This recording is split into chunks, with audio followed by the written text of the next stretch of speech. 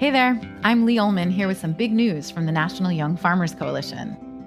We're partnering with Heritage Radio Network on a special season of The Farm Report. It's all about what's happening with the Farm Bill and how it impacts farmers and eaters. I am growing diversified vegetables on land that's been in our family for 150 years. And so with the pandemic, gentrification, property values going up, we had to sell the land and we lost it. Join us as we uncover the untold stories behind this massive piece of legislation that shapes how we grow our food, what we eat, and so much more.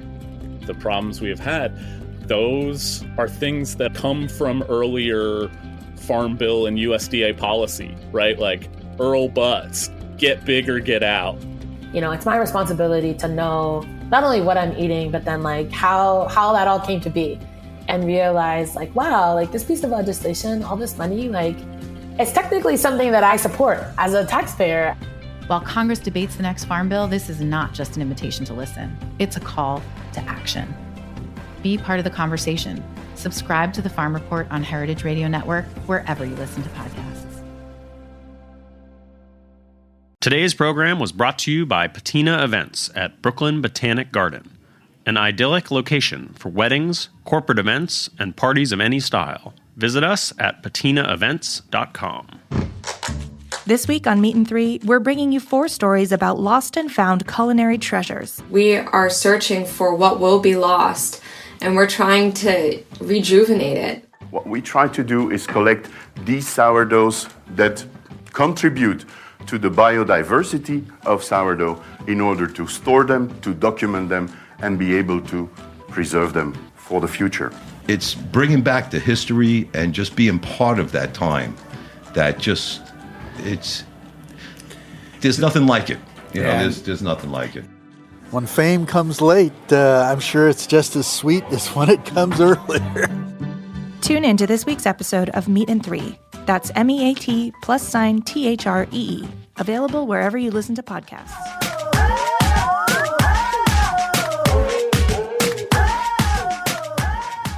Hello, and welcome to A Hungry Society. I'm Portia Wilson, and this is the show where we talk about food, food media, and so much more. I'm very excited about this show because it's the second in a 2-part series highlighting Peru and Peruvian chefs. I had the incredible opportunity to travel to Peru last year with World's 50 Best and learned about some of the incredible foodways there and meet some of the country's most talented chefs. It was absolutely life-changing, and I had some of the best meals in my entire life on that trip. Today's guest is Diego Munoz, the legendary chef behind some of Peru's best restaurants. Chef Diego is a graduate of the Le Cordon Bleu in Canada and Paris, and grew up in Lima. He's worked at some of the best restaurants in the world, including the late El Bulli. Back at home in Peru, he led the operation of Astrid and Gaston on the move to Casa Morella, reaching number 14 on the world's best restaurant list, and number 1 on Latin America's 50 best restaurants list. He also opened Cantina Peruna in Lisbon, PMY in Copenhagen, and most recently, the Bodrum edition in Turkey. He's also a consultant on the menu for the Belmont Andean Explorer in Cuzco, which goes to Machu Picchu, and I had the chance to travel with him on that train, and it was the most incredible experience. He's also currently hosting dinners that explore his own creativity with Peruvian ingredients, with Atman, a dinner series in Lima that he hosts in his own home. We're going to talk about all of that, plus where he thinks Peruvian cuisine is headed now. Chef Diego, welcome. Hello, Christian. How are you? I'm good. So it's kind of hard to get your whole bio. I feel like I hit some of it, but not all of it. You have such an incredible resume. You've done so much in the food world. Yeah, thanks for that. Yes, there's always things going on, and I'm always moving to so many different places. So yeah, my story is a little bit everywhere. So it's hard to put it all together in short sentences. But yes, you got it all the best out. That's for sure. So we had a chance to talk a little bit while I was in Peru, and your story is so incredible. Can you elaborate a little bit on how you came to become a chef? Where did you start? Well, to be a chef was not on my plans back in 1998. It was not such a commercial career to choose, or I didn't have many reference of professional chefs actually in my country. So I was never thinking about becoming a professional chef. So I chose to go to university and try to be an engineer, industrial engineer actually. So after 3 years at university, being hit so hard by numbers and all these courses that I couldn't handle. I was pretty young actually as well. So I just, after 3 years, I decided to stop and enroll in a culinary institute like Le Cordon Bleu, because my goal was to go to Paris and finish school there. I had a friend that was already studying gastronomy in Le Cordon Bleu in Paris, so that's what I went for that, and I did really well because I turned from being the last in university to be the first in culinary school. So it was a good change. I mean, it was nothing planned. Or I don't have any gastronomic family. It was all a feeling, and I just follow it. Mm-hmm. How old were you when you went to Cordon Bleu? You said you were very young. I got into university when I was 18, and then I started school at 20. Yeah, well, it was pretty young for me, but it was a little bit late for now to become a chef. Yeah, for sure. That's what I was so anxious and rushed and study as much as I can, and I bought and read as many books on gastronomy as I could because I didn't know anything about it, and I was already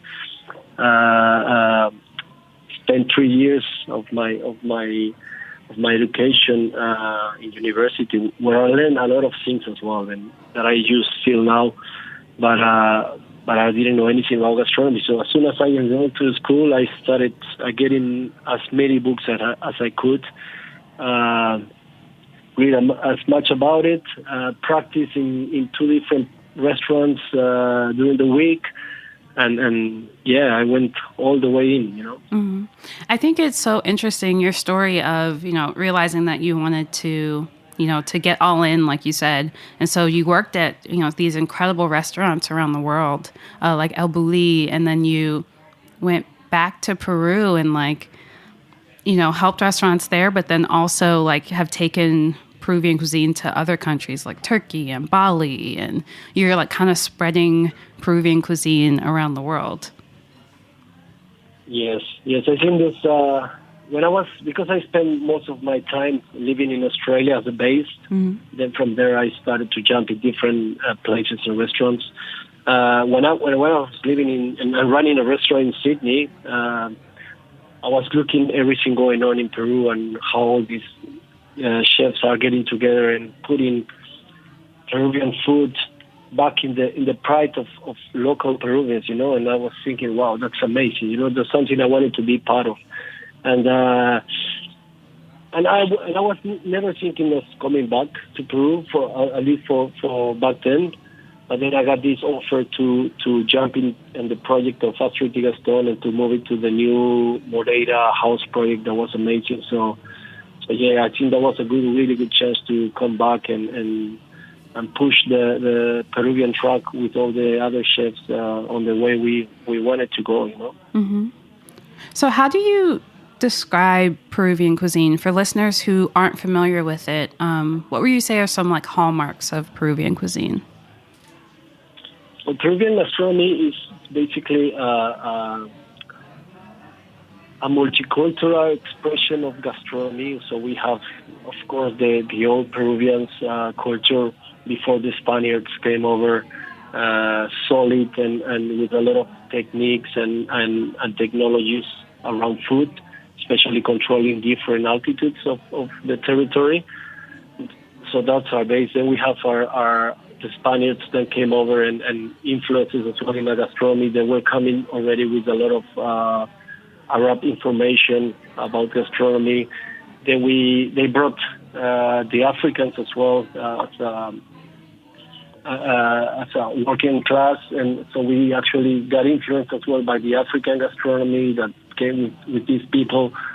Then the Chinese people came over, and then we got influenced as well by the Chinese gastronomy, and then the Japanese after that, and then after that, last century, Italians. So instead of people being separate and just establish themselves in their own cultures, it all mixed up, and it ended up being a blend of these multicultural influences, amazing gastronomy. And on top of that, we're blessed to be such a great country with so many different microclimates, 2 different temperatures on our sea that allowed us to have a magnificent seafood and fish, with the Amazon on the other side of the Andes and 3,000 kilometers of deserts. I don't know, Peru is a blessed country, and Peruvian gastronomy is a multicultural expression in a blessed territory, with so many different produces. Yeah, I was really surprised by all of the different influences that you can find in Peruvian cuisine, and I think I ate chifa a couple of times. Yeah, there you are. Yes, chifa is Peruvian Chinese food, and it's kind of hard to explain. It's like it's not like American Chinese food, which I think of as like kind of syrupy and sweet at times.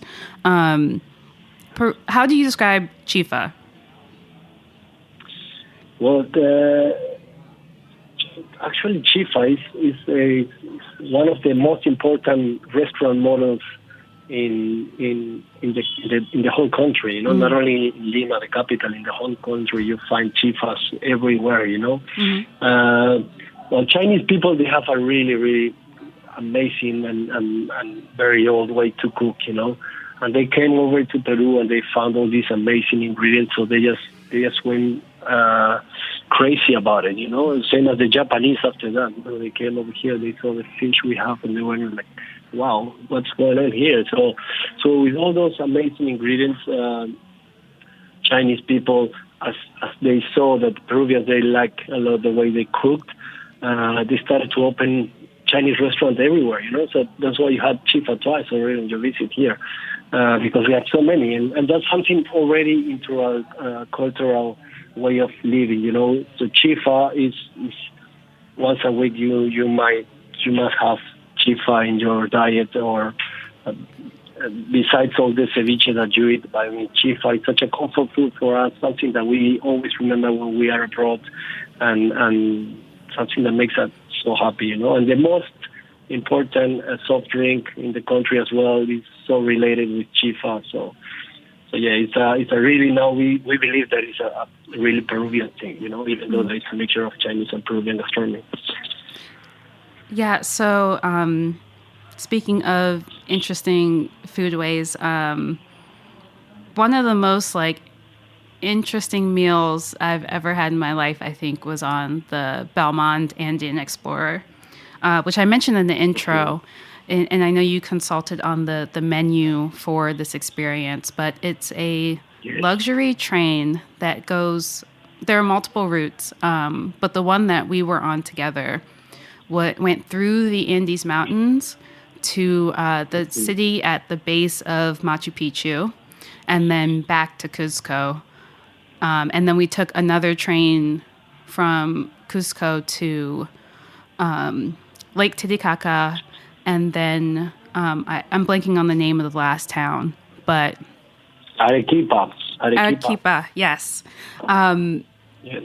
And it was just one of the most overwhelming experiences, because you're eating all this incredible food, you're seeing the most beautiful landscape, you're on a train that's rocking as it's going through the mountains. It's completely the most incredible experience. How did you start to? It is so. It is very romantic. It is. Yeah. And there's a piano car and a drink car, and it was absolutely incredible. How did that come about? How did you start consulting on that project? Yeah, I did a little bit of consulting for Belmont before in Lima, and a little short time that I was back in Peru. So I got really good relationships with the directors of the company, and when they got this project in hand, the Belmont Alden Explorer is the first pernoctable luxury train in South America. So it's a really important project. So they asked me, "Hey, you want to try and help us to build up the menu for this train? You know, it's going to be a national experience." So I always, most of the time, I say yes to every project. And so I jumped in. I get involved as much as I could. I research a lot. There's a really important factor, that is that we are traveling in an average height of 4,200 meters above sea level. So your food needs to be quite light, and then again you have the logistics of the train, which is it's not like a land restaurant where you have everything in hand. You're cruising in between the Peruvian Andes, sometimes in the middle of nowhere, and you need to have everything on board to please our 48 passengers that we are capacity on board of the train. So yeah, and as well, I wanted people to travel through the food as well. You know, we went through these amazing sceneries, through very important cities in Peru and cultural places. So I wanted the guests to feel that on the menu as well. You know, so I developed a menu around the places that we are traveling in. You know, and then this amazing breakfast that we have in the morning, and then tea time, and this. I know it's a lot of food, but I think the train goes around amazing places, and we're in Peru. Of course, we need to travel as well through food in every journey. You know, so I was really happy, and I'm really blessed to be part of this amazing project. You know, that is so important for our country as well. Yeah, I'm gonna for listeners, I'm gonna post some videos from the train onto the social media accounts for the show, because it's hard to put into words the experience. It's very much like you kind of have to see it and feel it to understand. Your latest project is actually a dinner party that you're hosting in your home. Yes. Can you talk a little bit about that? Yeah, well, with all these troubles and with my different lifestyle now, that before I was running a very important restaurant, and I've been working all week about it, and all my time and my energy was put into the restaurant. And now with so many different projects, most of the time I'm traveling or I'm away of home. And I'm always curious, and I always love to cook, and I always love to cook and challenge myself as far as I can to perform. So with my wife, we talked about it, and we decided why don't we just set our apartment and our kitchen and try to make a degustation menu in our house for 10 guests. So I called my friend who used to be the director of service of Moreira, Astrid Gaston. He's working in a hotel now, and I said, "Do you want to do this once a month, and just change the menu every time, and the wines and the guests?" And so we build it up. We create a platform for it. The guests they come and they have a surprise menu, a surprise pairing. Of course, we know what they don't eat, or what they are allergic at, or what they want to see on the plate. So I accommodate. We do around 9 different elaborations in about 6 courses or 6 steps of the menu. And we just want people don't book more than 2 guests at the time, you know. So it's a table of 10. You book with your partner, and you come over. Probably you won't know the other 8 people sitting with you. So it's like a social project as well, where you can actually interact and know new people.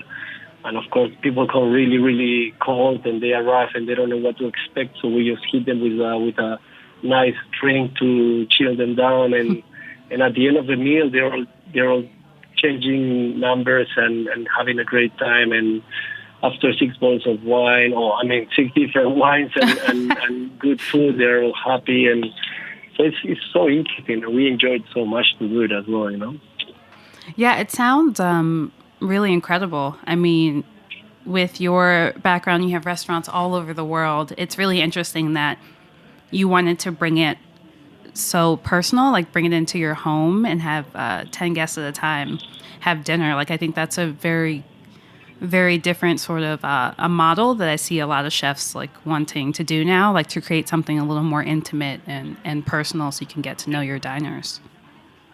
Yes. And not being a public restaurant for us, sometimes we were challenging as well how we're going to sell it, and we actually pre-sell it through our Instagram account that is atman.pe.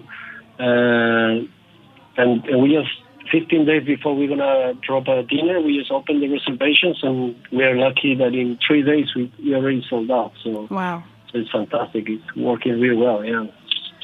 So what's on the menu? Like, what do you typically serve?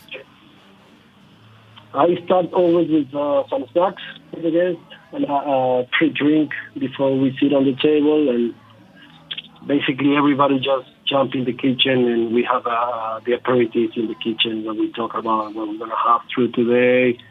And then I go for 3 snacks. I go for some seafood dishes and a fish dish, and then meat.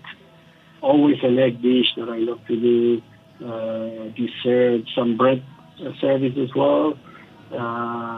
And then we always finish with a Peruvian origin coffee that we just brew through Chemex, and we just travel to where all these amazing producers of coffee are going on in Peru. So it's a journey. It's a great opportunity for me to cook the way I love and push myself on looking for 10 guests, so many different things, and then just cleaning the house after that, because the day after the kids wake up and they go into school, so it has to be a normal day, so it's challenging, but fun.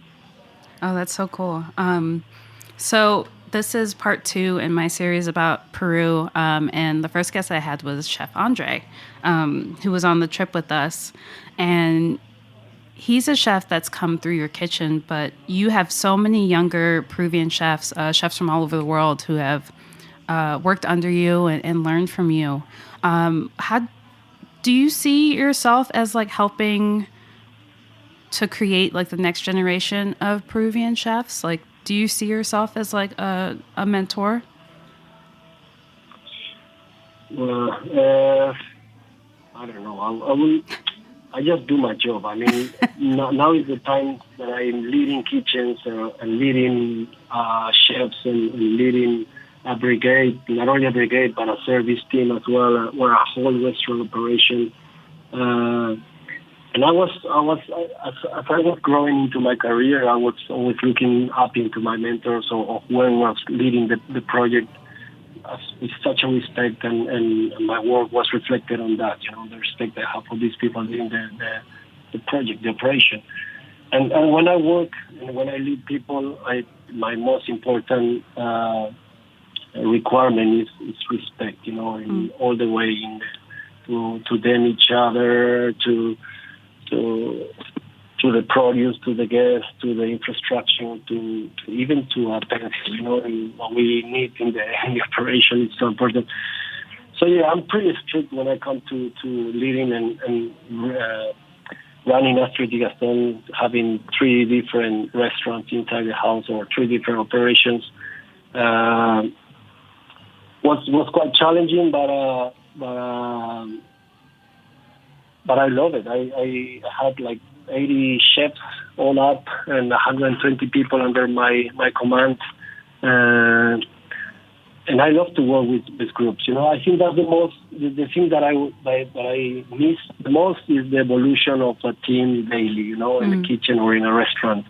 The way you can influence people to become a better person through a restaurant is fantastic. How can you motivate people to learn different things that they don't know? And we all learn together at the end of the day. We just learn, we evolve, and I love that. I love the evolution on people, and I think it's so important now, especially in a society like Peru that sometimes it's so difficult to build good people through the restaurants. It's great, And yes, now I have a lot of chefs that have been through the kitchens that I lead, and they are doing amazing, And every time I catch up with them, they are so happy and thankful of and missing as well the experience that we had back then in Astrid de Gaston. That was fantastic, Mm. So what do you hope Peru's food scene looks like in the future? Well, I think, I hope my biggest hope is to give more attention and the spotlight now to the producers,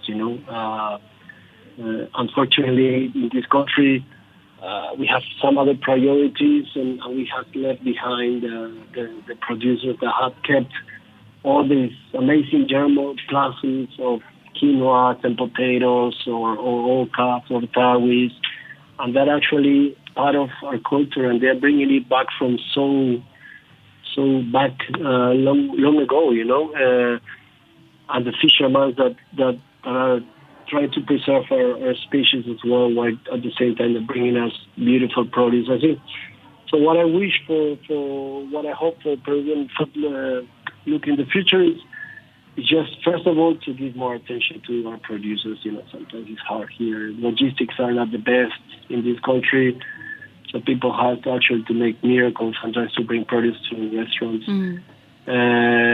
And I think, what I like to see Peruvian food in the future is it's a focus on terroir or on different areas of the country where we can get the best of the best produce, and have it in hand to cook, And these young chefs are doing that, They're linking and building logistics through different farmers all over the territory to bring to their tables amazing produce and so unique, Mm-hmm. Oh, that's great. So we're going to take a quick break, and we'll be right back with Chef Diego.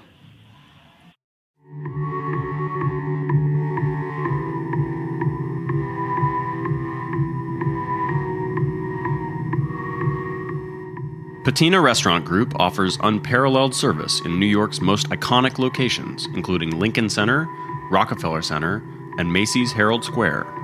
Patina is also the exclusive caterer at Brooklyn Botanic Garden. From meetings and presentations in the glass-walled atrium, to galas in the renovated Palm House, and intimate wedding showers at Yellow Magnolia Cafe, your event will be perfectly imagined and customized at Brooklyn Botanic Garden. You can also enjoy a la carte brunch and lunch at the picturesque Yellow Magnolia Cafe overlooking Lilypool Terrace. Executive Chef Morgan Jarrett's unique menu offers warm, distinctive cuisine with a focus on local vegetables, grains, and sustainably sourced meats and fish.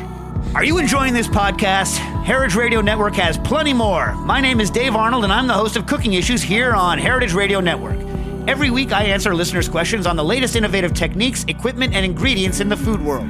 Have a question about hot rodding your oven to make great pizza? Give us a call. Hydrocolloids, sous vide, liquid nitrogen? No problem. You can find Cooking Issues wherever you listen to podcasts and on heritageradionetwork.org. All right, so we are back with Chef Diego, live from Lima, Peru. Are you still there? Yes, I'm here. Okay. Just making sure we didn't lose you. So in the second half of the show, we tend to get, a little more personal to talk about dining. I'm curious if you had any dining traditions when you were growing up. Was there a place that your family went to all the time? Not really. Actually, my parents were not those kind of parents that actually were loving and exploring different restaurants when I was a kid. It was not many restaurants anyway in Peru that are actually unique. But what I remember is when I used to go to different friends' houses while I was in school, and I have friends when I was growing up from all different cultures. So every time I was in their house having lunch or dinner, I was learning and experiencing different cultures, like a Chinese heritage friends or Japanese heritage friends or Swiss or German heritage friends. So, but for me, that was fantastic. That is one of my biggest memories. All these experiences in different friends' houses, like little embassies of their heritage country. That was fantastic for me. Yeah. Are there any things that you remember that you had and you were just like, whoa, like, what is this? Like, are there specific dishes you recall from your friend's house? I remember across the road from my house is a German family living,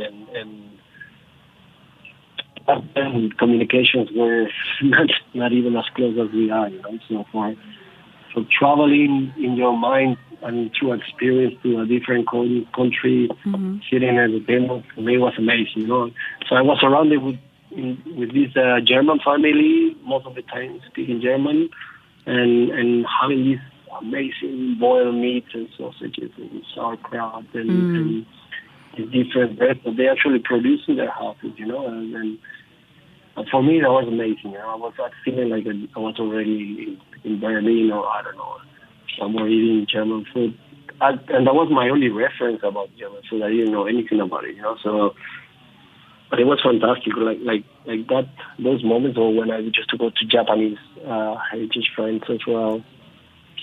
Such a journey. Wow, that's so interesting. Do you go out to eat much now? Like, I know you have many restaurants and you cook at home as well, but do you go out to eat now? Always. We always go out to eat. I mean, during the week, we're out about 5 days or 4 days minimum, either having ceviche or breakfast outside or chifa or whatever with the kids. But we still cook at home as well, of course. But yeah, I go up a lot. Do you have any favorite spots that you like to go to? More than a spot, I love the ceviche experience. We do ceviche mainly during lunch here in Peru. So just cut your day with a visit to a cevicheria and just to meet a friend or just by yourself and meet new people there for an hour, have a beer, go back to work is great, So not a particular restaurant, but experiences, the beach experience in many days, especially now that we are ending the summer here. It's so nice and shiny and so many different colors in the city just because the sun is up, not in winter. If you see a sunny day, you feel like, okay, today I need to go for ceviche at one point, So, yeah. What are your favorite ceviche places to go to? I have a place near my house. It's called La Preferida, which they do kind of a tapas style ceviche experience. So in a cold display, they have all these different scallops and clam shells filled with different raw preparations with a lot of onions and chilies and lemon, or lime for you, we call it lemon here. And you have so many to choose, and then you just go for one of these. It's called La Preferida. It's from a good friend of me. And then I have another cevicheria that I love. It's one of the Otanis brothers had a cevicheria in Miraflores called Lobo de Mar. This guy is amazing. He's coming from the Japanese heritage, and he's always searching for the best produce, and his way of cooking is so simple and so fast, and you just get hit with so many flavors in such a short time that I love that cevicheria, Lobo de Mar. I'm curious, what do you cook at home usually? Because there are so many influences in Peru. I'm curious what you and your family tend to eat at home. Well, our diet mainly at home is vegetarian, so we cook a lot of vegetables, and we are not vegetarian, only my wife, but the kids and I, we eat everything, but we try to eat vegetarian during the week. So we cook a lot of vegetables, and then some other times some beef or fish. But at one point I was so obsessed about these simple pasta dishes. So I used to replicate them at home all the time until I thought I get it right, So like I don't know, cacio e pepe or aglio olio peperoncino, all these so simple pasta. They look so simple, but they're so hard to make right. So yeah, and I love to cook Italian at home. I love to cook pasta and to have a lot of people around the table sharing big stews or dishes is great. But at one point, I remember I was so obsessed about these simple pasta dishes. Yeah. And were you making the pasta as well? Yes. Wow. Yeah. That's a lot of labor. Yeah.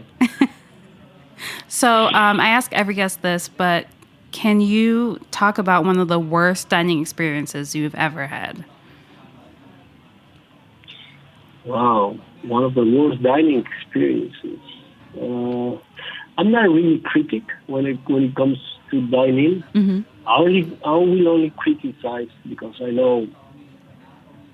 I only criticize is people in the restaurants are doing things not the best as they could, and they're on top of that they're arrogant, or they believe their truth is the only one, and you have nothing to say to what they do, So maybe not because of their bad food, because there's a lot of restaurants that do things amazing or not too good, but the feeling, of the service, or if you complain or you just recommend something to be better, they come with a completely strong, arrogant response, and that's something I really don't like, And I remember I went with my wife to this little new restaurant, and we ordered something really, really simple food, and it was completely wrong, and they couldn't take the criticism because they were just opening. So for us, we say, what are we doing here? Not even good wine selections or very soft. So I mean, it's not about the bad food; it's about the bad experience itself, of somebody who's. And I think that's how people learn.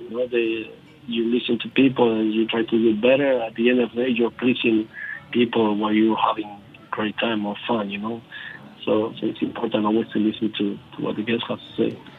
So you went to this restaurant and they got the food wrong. You told them that, and they didn't even want to hear it. Yeah. Oh, wow. I don't know if it was because of they didn't know how to do better, or just because they felt overwhelmed, or I don't know. But just attitudes, attitudes that could be better or can make, even in a really bad food experience, or if you feel that the attitude or the reception of who's doing it, just take it as a good advice or as a way of learning. It's fantastic. You can actually forget about it and just respect how they actually try to fix their things up, But if you come with arrogance, I think that's, even if you do good food or average food, it's just not right. So my last question for you, if you could have your last meal in a restaurant, where would it be and who is invited? Wow. Well, I would like to be like my birthday, when I celebrate my birthday. So it's a big party, and I always choose one of my favorite restaurants, and I like to see all these people enjoying, But if I have to choose one restaurant, I mean, just because it's closed now and it's like so far away now to be there. And I had dinner the last year of El Bulli in 2011. That was fantastic. That's something I would love to repeat, just because I was part of the Bulli family, or Bulliniano, like we call them. But for me, it was amazing just to see what they were doing on the other side of the pass. And I would love my family to experience something like that, like my parents, so I can actually take them through such an amazing experience, But I mean, my parents don't live here now; they live in the States. So anywhere I could be with them, and my wife and kids as well, would be amazing, Yeah. What's on the table? What are you eating? I don't know. Pasta, maybe cacio e pepe, made perfectly. Probably, yeah. amazing Peruvian cheeses that we are actually just starting to recognize, or super fresh fish, or amazing vegetables. I don't know. Having great wine, it's more the whole experience that what is on the plate. And what would you be drinking specifically? Like, is there a certain type of wine you'd want to have on the table?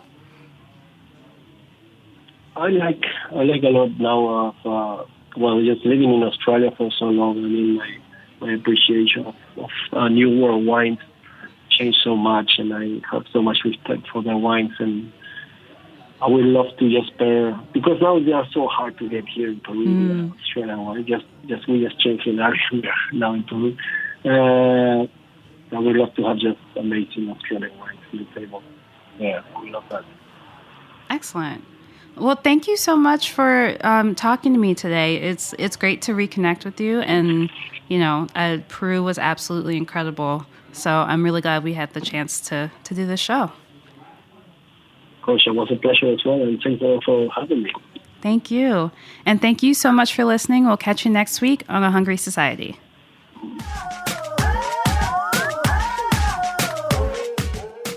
Thanks for listening to Heritage Radio Network, food radio supported by you. For our freshest content and to learn more about our 10-year anniversary celebration happening all year long, subscribe to our newsletter. Enter your email at the bottom of our website, heritageradionetwork.org. Connect with us on Instagram and Twitter at heritage_radio. You can also find us at facebook.com/Heritage Radio Network.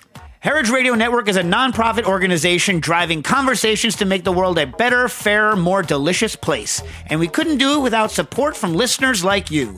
Want to be a part of the food world's most innovative community? Subscribe to the shows you like, tell your friends, and please join the HRN family by becoming a member. Just click on the beating heart at the top right of our homepage. Thanks for listening.